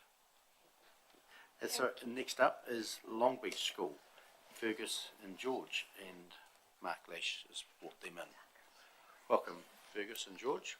Grab a seat. Just getting your presentation up. Oh, I see. One of you is no stranger to this building. So the floor is yours. Tell us what you would like Ashburton District to look like in 2045. Good morning, and thanks for the chance to come and speak to you today.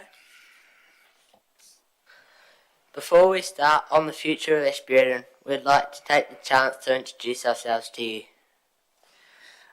I'm 13 years old. I've been at Long Beach School since I was 5 years old. I love to play rugby, cricket and indoor cricket.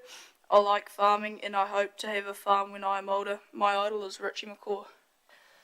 I'm Fergus, I'm 13 years old. I've been at Long Beach since I was 5 years old.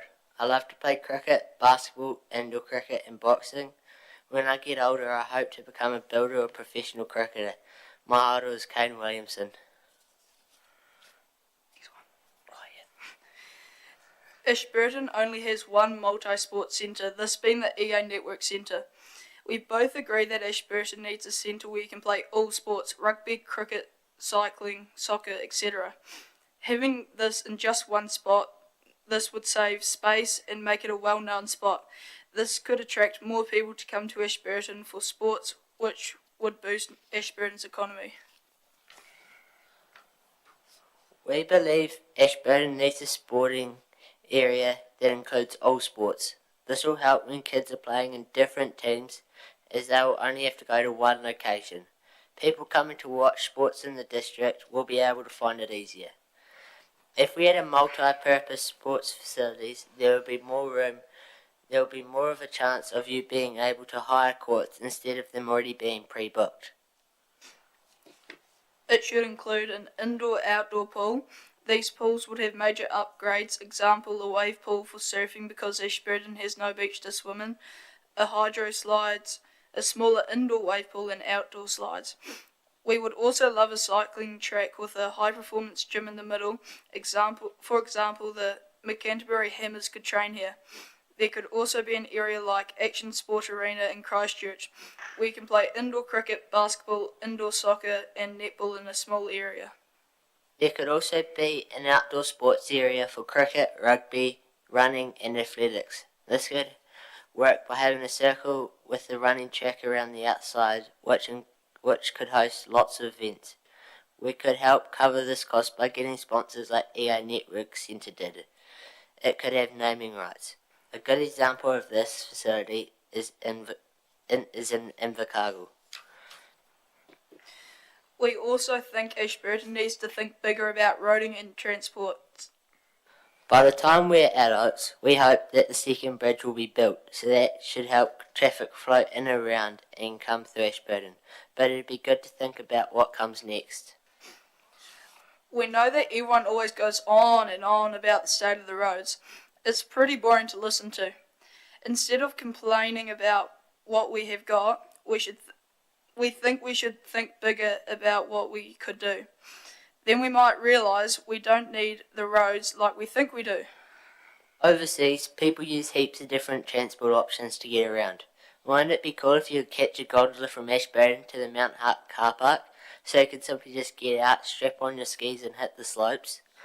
When I'm an adult, it would be great to be able to catch a train to Christchurch with my mates.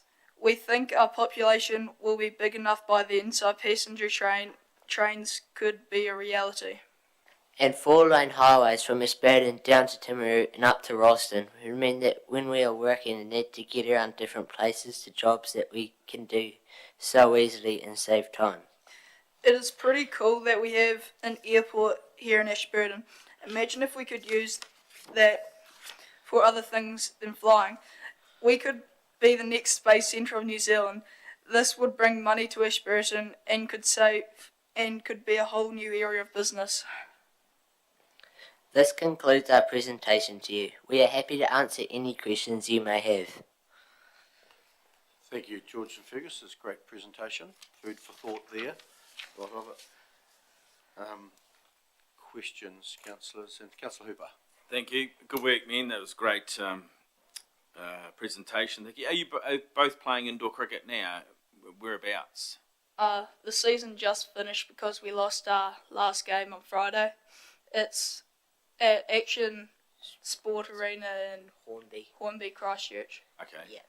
Yeah. I wonder if there's on the back of that something that we can't develop at the stadium in town. Youth drop off in sport. That seems to be every sports. You know, cricket especially. They're struggling to get a senior side this year, and rugby in that youth space. I know you two look like you're keen sports. You're going to carry on playing, but there's a lot that stop playing. Do you reckon that one big facility you talked about would help in that space? Yeah, for sure, because then there'd be more people wanting to play on fancy new turfs, pitches and fields and stuff if they did play. So yeah, it'd probably boost up numbers, will stop people from dropping out as much as they have been. Nice. There could also be like a school competition for like indoor cricket or something that could help people like get into the sport that they've never played or just have fun.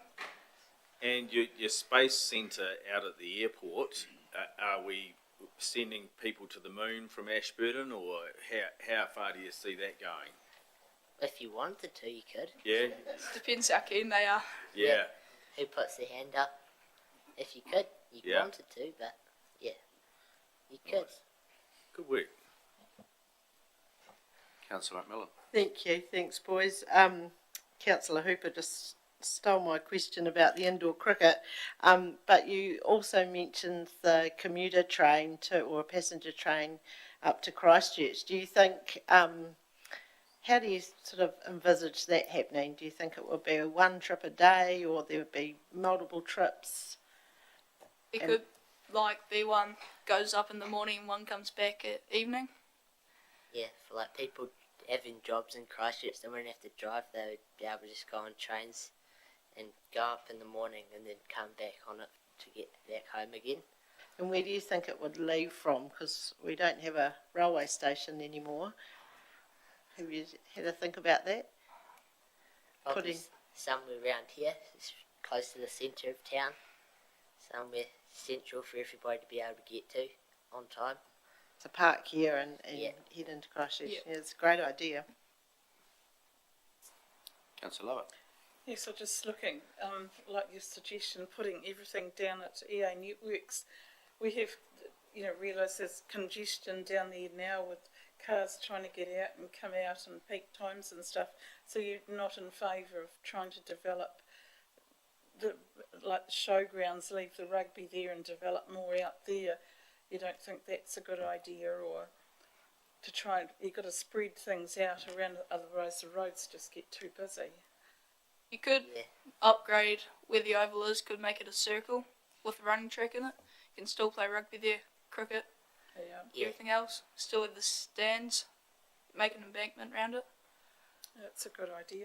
And it's good to see you covered off options with the 4-lane highway, and you talked about the bridge and things.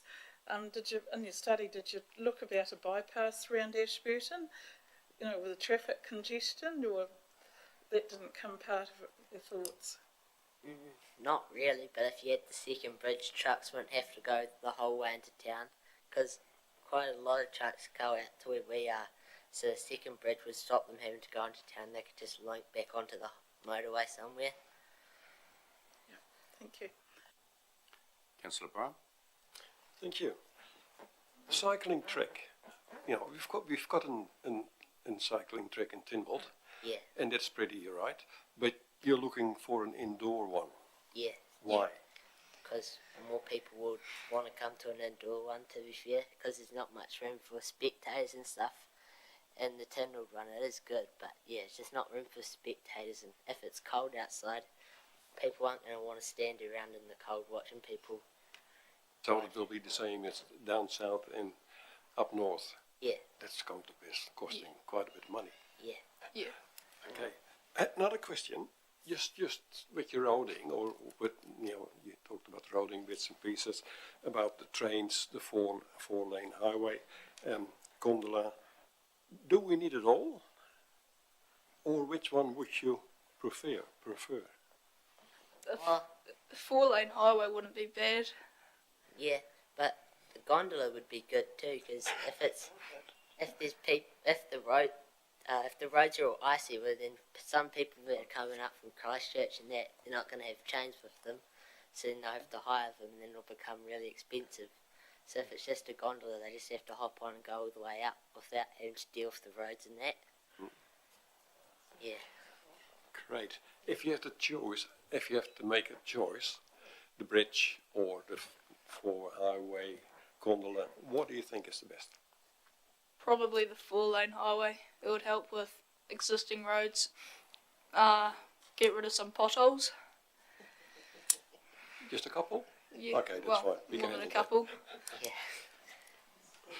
Thank you, guys. Thank you.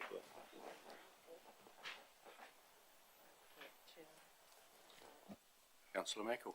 Thank you. I see you guys have got a couple of idols there, which is great. Everyone needs someone to look up to. Yeah. With the EA Centre expanding, etc., in one area, bringing more money into town, all great ideas.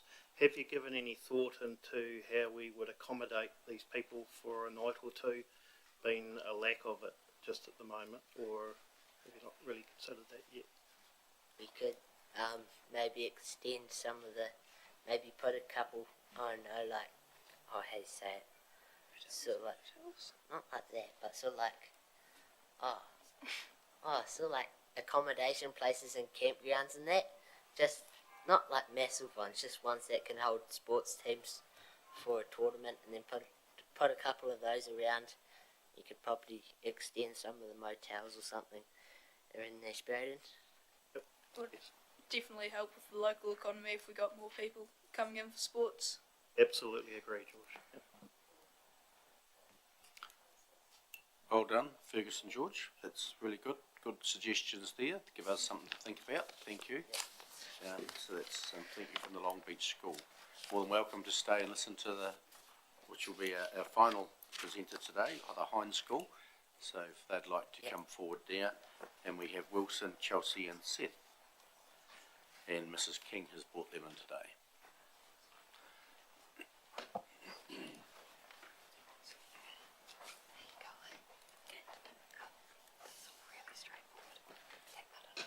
Welcome. welcome. So if you'd like to tell us what you would like the Ashburton district to look like in 2045.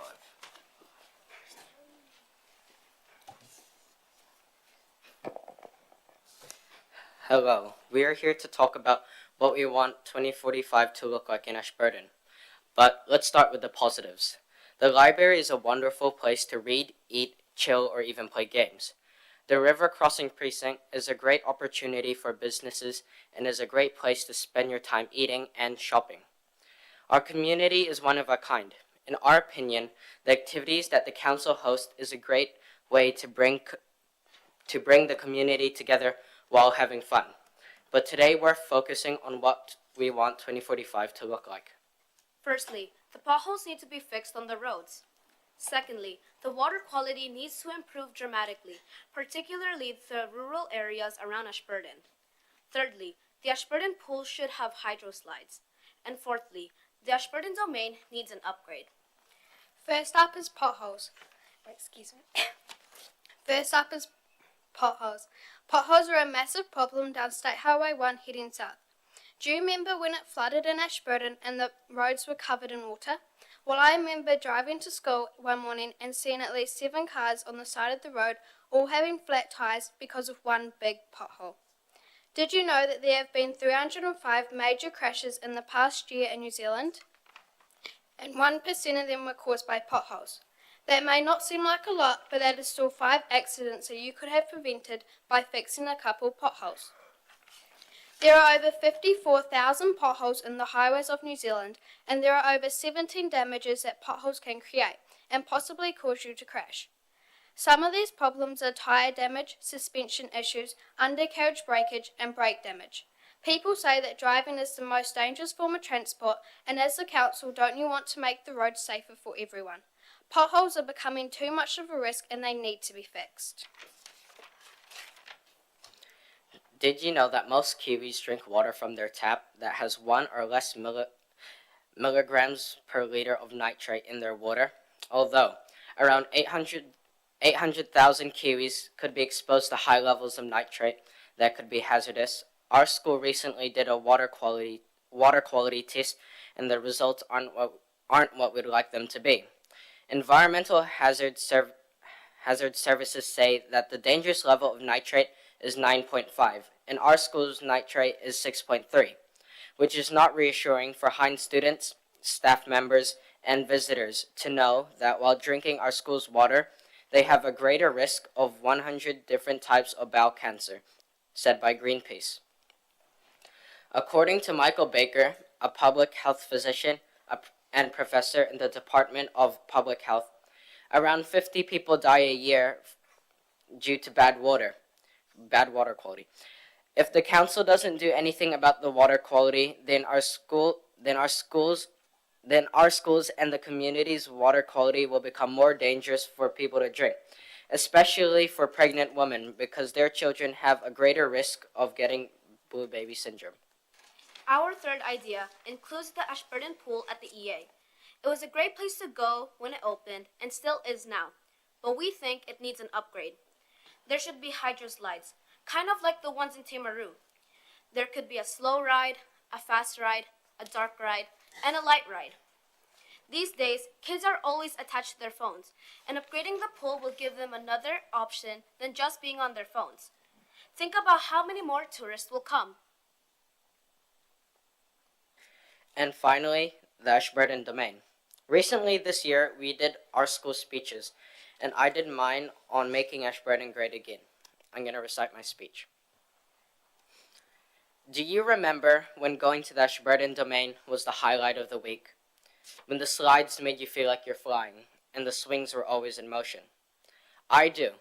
Every Saturday after my soccer game, my family and I would head straight to the Domain. It was the perfect way to spend the day, playing with friends, riding our bikes, and having picnics. But let's be honest, our Domain isn't what it used to be. The Domain needs an upgrade. Firstly, because over the years, as we've aged, the Domain has become a place for children. Secondly, some of the activities where I created some of my best memories are no longer there. Lastly, we need new activities to refresh the Domain for current and future generations. First and foremost, the domain does not cater for all age groups. At my age, it is no longer a place of adventure, or a place where my curiosity is at its highest. Ashburton Domain isn't what it used to be. Let me tell you why. In recent years, especially for people my age or older, the fun of the slides is gone, and the entire place seems to lack magic. It's my home, and I've seen our domain transform from a lively recreational center to an area that doesn't seem to have much to offer. What can we do? Let's talk about the big old slide and the old flying fox. These were the main reasons I used to be excited to go to the domain, but now they're gone, and the new one does not give off the same feeling. They were fast, thrilling, and something everyone looked forward to. It's time to bring them back, but better, faster, and more fun than ever before. But why stop there? Let's go all out and make the domain an awesome place for everyone. Imagine modern structures with climbing walls and rope bridges. How about adding a shaded sand pit where kids can create whatever their curious minds dream up? And it's not just about the kids. We can make a place that's appealing for everyone in Ashburton. When we invest in our domain, we're investing in our town. We're building a place where families want to spend time, where kids can just be kids, where the whole community can come together. Why settle for less when we can have more?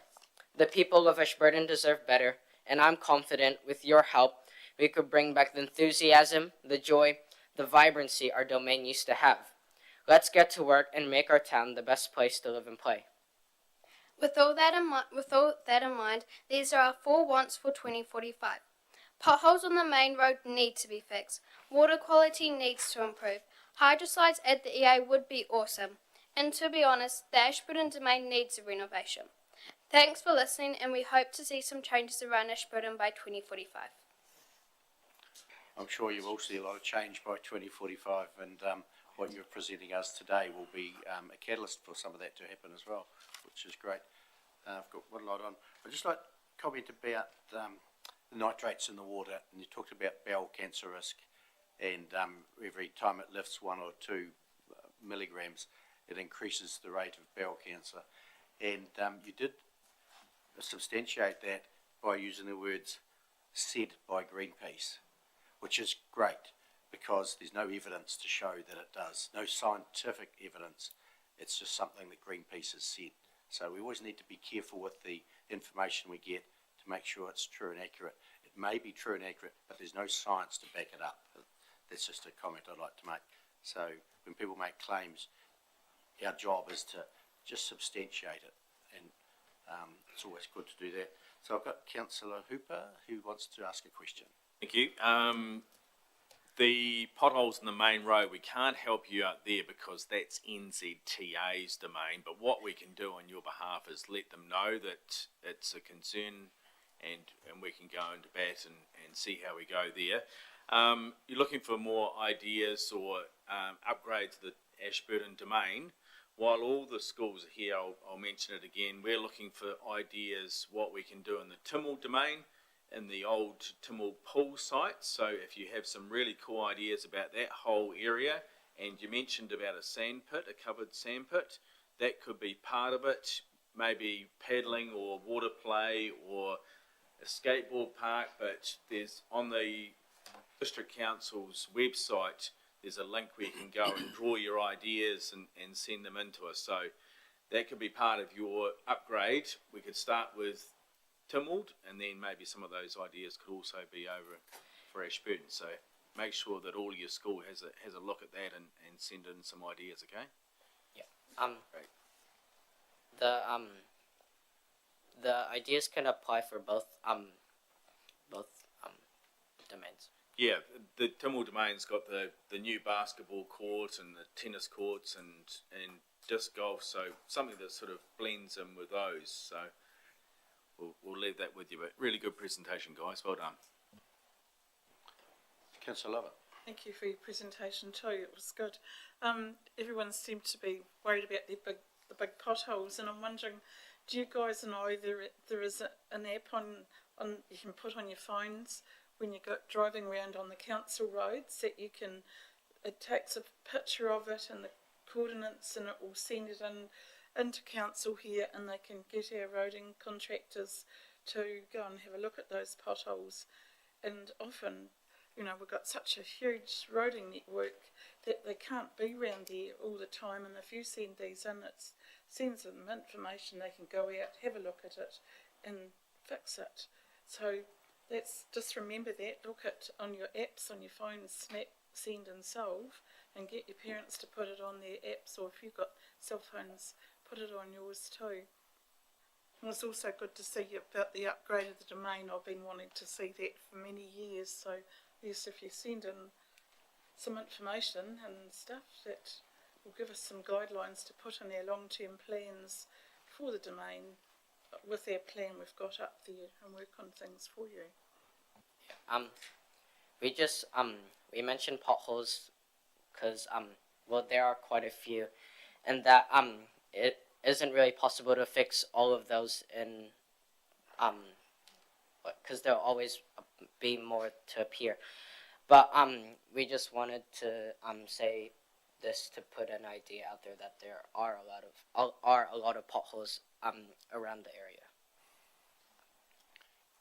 Yeah, and when you have roads, you have potholes, but we need to get them fixed as well, which is great. Councillor Mickle. Thank you. I'd have to agree with what you said about the cancer thing. What we do put into our bodies does create cancer.